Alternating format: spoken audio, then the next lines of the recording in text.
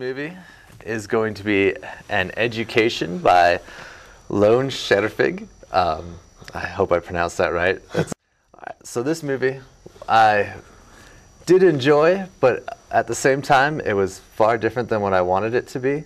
Okay. I mean, it had that indie feel to it, but it was missing a lot of elements that I wanted. It was like, I'm going to be a chick flick, but then I'm just going to mess with that.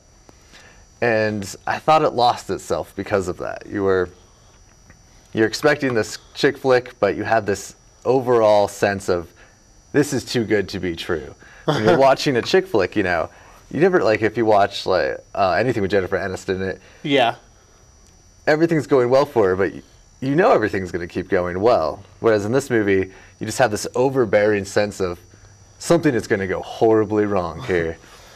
And that actually really ruined the movie for me. I spent the whole time just waiting for this horrible thing to happen. The other shoe to drop. Yeah, and you're just like, you're just stuck with that.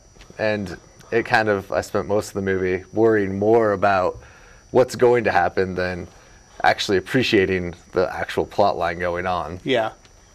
But I did really enjoy David Sarsgaard in this.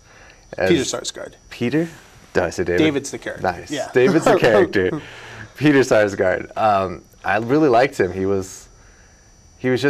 had a mysterious element to him, so you couldn't trust him, but he was such a trusting guy. Like, he has a couple scenes where, he comes off as the creepiest pedophile ever, and then you're like, well, maybe he is a good guy deep down inside, and then you find out all of his skeletons, and it just gets worse and worse for everybody.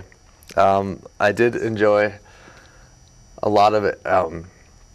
Her family, the main girl, Carey Mulligan's family was, very uptight religious people that are like, you will go to Oxford or you will die kind of sense. And yeah, I really did. I did like the dad a lot, who was Alfred Molina, who was Dr. Ock from Spider-Man 2. Yeah. I think he's more traditionally in these kind of British father figures. So Spider-Man 2 was his weird movie.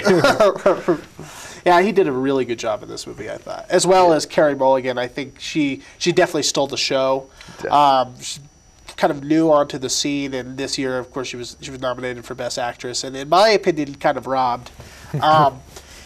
Yeah, I thought just for her performance, for the performances alone, kind of like we were talking about with Men and Stare Goats, this movie's worth checking out. I'm going to do a brief synopsis because you kind of skipped over that part. Okay. But, so basically this is about how Carey Mulligan, her character named Jenny, she's a girl who's going to a prep school in England in the 60s, and she has dreams and aspirations to live this kind of bohemian French lifestyle where she can do cool things and meet cool people. And then she meets David, played by Peter Sarsgaard, who's an older man who comes to kind of charm her and kind of lead her astray. And so it's a coming-of-age tale.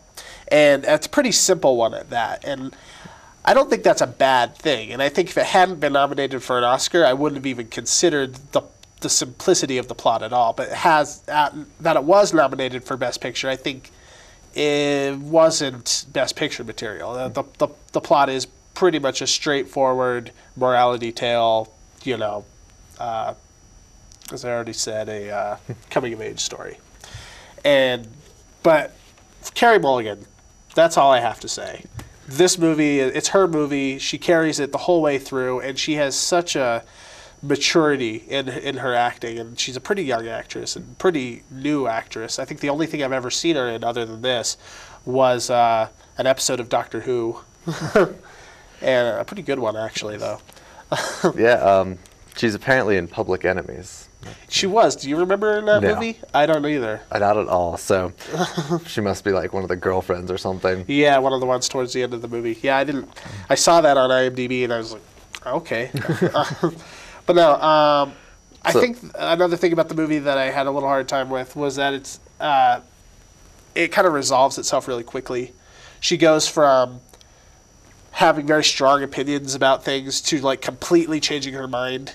Like it seemed overnight. Like, and I know there was supposed to be sort of a time span that was kind of off camera, but I felt like the character just made its change way too conveniently. But another thing I want to mention is that this was written by Nick Hornby, who wrote High Fidelity and About a Boy, the books that those movies are based on. So if you like his kind of character study stuff, this is a good one for that too. When he has a kind of quirky British, humor. Nice. So I gave this one a C. What did you give it? I gave it a B+, simply just for the performances and the acting and the characters alone, nice. Especially by Alfred Molina and Carey Mulligan. I like Peter Sarsgaard. This is the first. He always kind of plays these seedy sort of roles, but I think this was the most charming he's been so far. Very much. I always get him confused with Philip Seymour Hoffman every once in a while, and I'm not sure what, because they kind of play that kind of weird the same guy. sort of characters. Yeah.